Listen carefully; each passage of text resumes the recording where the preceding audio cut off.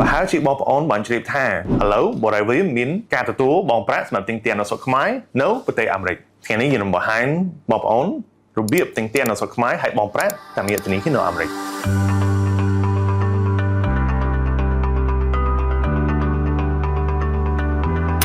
ការទូទាត់តាមរយៈធនាគារនៅអាមេរិកតែប៉ុតវាងាយស្រួលបំផុតហើយសាមញ្ញទៀតជំហានទី1ជ្រើសរើសរបៀបបងប្រាក់ដែលស្រួលបំផុតសម្រាប់បងប្អូនជំរើសទី1 add បងតាមរយៈ Zelle ទី2 ACH payment ឬក៏នៅអាមេរិកគេហៅថា bill pay ទី3បងតាមរយៈ domestic wire ហើយទី4បងតាម site ជំហានទី2ពេល payment បងលោកអ្នកបងប្អូនម្ដងកងបងបរិយា William USA នៅ Citizen Bank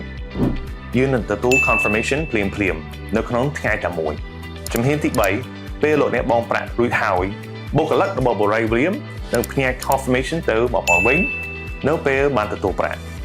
ការបងប្រាក់នៅអាមេរិកគឺសុវត្ថិភាពដោយសារក្រុមហ៊ុនបរិយា William USA បានចុះបញ្ជីនៅប្រទេសអាមេរិកស្របច្បាប់បរិយា William USA ប្រើប្រាស់កុងធនាគារនៅ Citizen Bank គឺជាធនាគារដ៏ធំមួយនៅប្រទេសអាមេរិកហើយស្របច្បាប់ហើយមាន FDIC insurance សម្រាប់អតិថិជនទាំងអស់យើងបង្កើតជំរឿបងប្រាក់នេះ